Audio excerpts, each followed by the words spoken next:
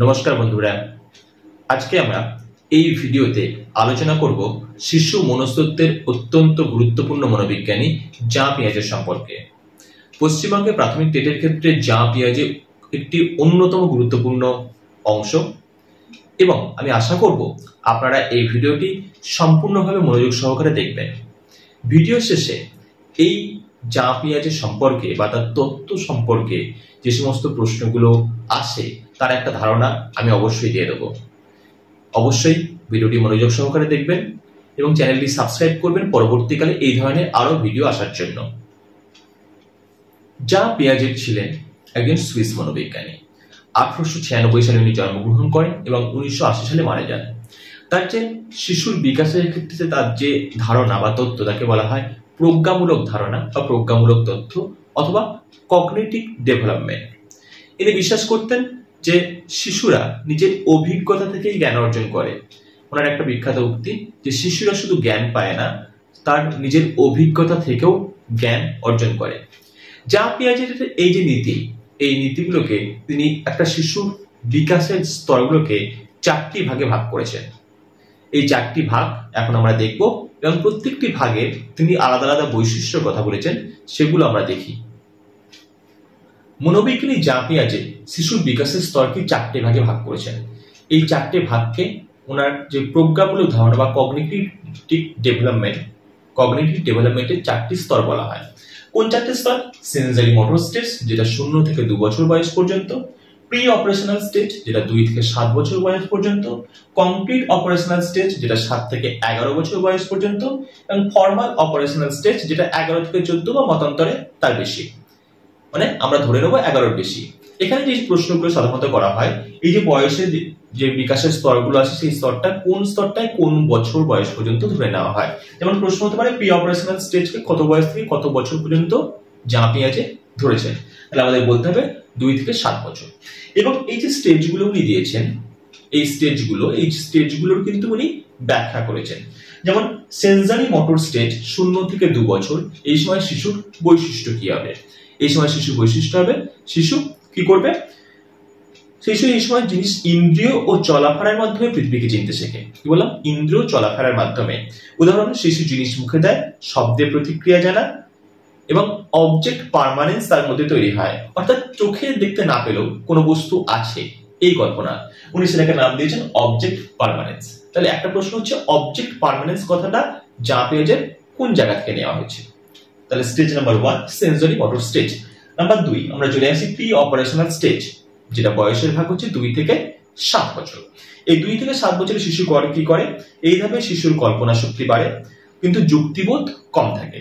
কল্পনা শক্তি বাড়বে, যুক্তিবোধ কম থাকবে। Symbolic thinking শুরু করা, অর্থাৎ মানে ছবি বা শব্দকে জিনিসের প্রতীক হিসেবে ব্যবহার করা। মানে একটা ছবি শিশু দেখলো বা কোনো শব্দ শুনলো, সেটাকে একটা প্রতীক হিসেবে শিশু মেনে নেয়। এই জন্য এখানে আছে সিম্বলিক থিঙ্কিং। অর্থাৎ এখানে আর একটা প্রশ্ন, সিম্বলিক থিঙ্কিং কত নম্বর স্টেজ? 2 নম্বর স্টেজ অবশ্যই। এবং এই সময় শিশু অন্যের দৃষ্টিকোণ বুঝতে পারে না, যাকে বলা হয় ইগোসেন্ট্রিজম। তাহলে ইগোসেন্ট্রিজম এটাও কিন্তু এই ইগোসেন্ট্রিজম এবং সিম্বলিক থিঙ্কিং প্রি অপারেশনাল স্টেজের অংশ। তাহলে এখান থেকে যে কত বছর বয়স পর্যন্ত সিম্বলিক থিঙ্কিং আর ইগোসেন্ট্রিজম, এই কথাগুলোকে আমাদেরকে মনে রাখতে হবে। বৈশিষ্ট্য যেগুলো বলছি সেগুলো তো মনে রাখতেই হবে। 3 নম্বর চলে আসে কমপ্লিট অপারেশনাল স্টেজ, যেটা বয়স হচ্ছে 7 থেকে 11 বছর বয়স। কি হয়? এখন শিশুরা বাস্তব জিনিস নিয়ে যুক্তি করতে শেখে। তাহলে এখনো পর্যন্ত এই 2 নম্বর স্টেজ পর্যন্ত শিশুর যুক্তিবোধের বিকাশ হয়নি। যুক্তিবোধের বিকাশ শুরু হয় 3 নম্বর স্টেজ থেকে, অর্থাৎ কমপ্লিট অপারেশনাল স্টেজ। তাহলে আমাদের এটা মনে রাখতে হবে যে শিশুর যুক্তিবোধের বিকাশ কোন স্টেজ থেকে শুরু হয়? Complete operational stage.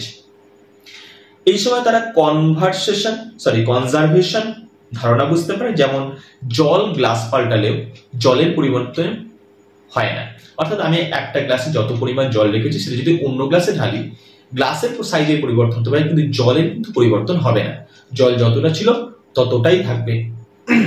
এই ধরনের যুক্তিবোধ শিশুর মধ্যে আসতে শুরু করে এবং তারা সমস্যা সমাধানে আস্তে আস্তে দক্ষ হতে শুরু করে। নেক্সট, তাহলে এখানে পেলাম conservation. Next, formal operational stage. কি কি বৈশিষ্ট্য? প্রথমে বলি 11 বেশি বয়স যেটা আছে তাকে ধরে নেওয়া হয় ফর্মাল অপারেশনাল স্টেজ। এখানে কি কি বৈশিষ্ট্য আছে? এখন শিশুরা বিমূর্ত চিন্তা ভাবনা করতে পারে। বিমূর্ত মানে আমার সামনে কিছু থাকতেই হবে তার সম্বন্ধে ভাববো, সেরকম কিছু না। কল্পনা শক্তি পারে, অর্থাৎ শিশু মনে মনে কল্পনা করে কোনো বিষয়বস্তু ভাবতে পারে। তারা হাইপোথিসিস শুরু করে এবং বিশ্লেষণ শেখে। হাইপোথিসিস, তাহলে হাইপোথিসিস কথাটা জাঁ পিয়াজের কোন স্তরের সাথে যুক্ত? 4 নম্বর স্তর, যেটা হচ্ছে ফর্মাল অপারেশনাল স্টেজ, যেটা 11 বছরের ঊর্ধ্বে। আর কি আছে? হাইপোথিসিস করে এবং বিশ্লেষণ করতে পারে, কোনো বিষয়বস্তু তাকে দিলে সে বিশ্লেষণ করতে পারে। আর হচ্ছে তাদের মধ্যে যুক্তিসঙ্গত চিন্তা এবং পরিকল্পিত চিন্তা করার ক্ষমতা তৈরি হয়। তাহলে জাঁ পিয়াজের আমরা 4টে ধাপ পেলাম এবং সেই ধাপ সম্পর্কে উনি যে সমস্ত তথ্যগুলো আমাদেরকে দিয়েছেন সেটা বললাম। প্রশ্ন কি কি আসতে পারে আমি যেমন বলেছিলাম, ভিডিও যত শেষের দিকে যাব আমরা প্রশ্নগুলো নিয়ে আলোচনা করব।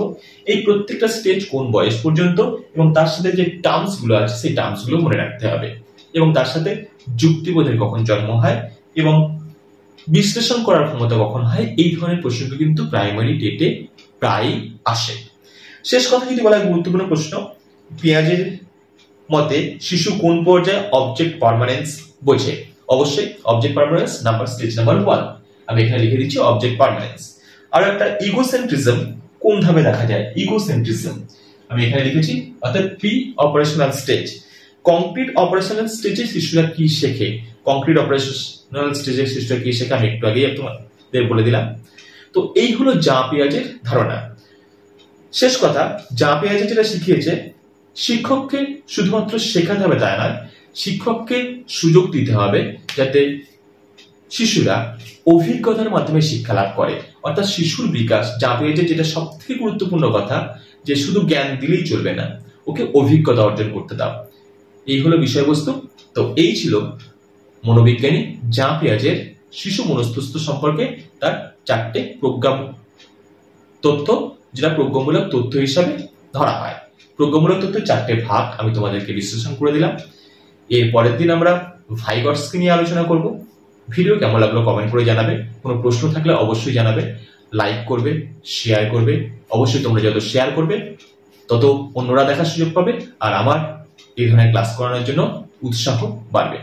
ধন্যবাদ সবাইকে ধৈর্য ধরে দেখার জন্য।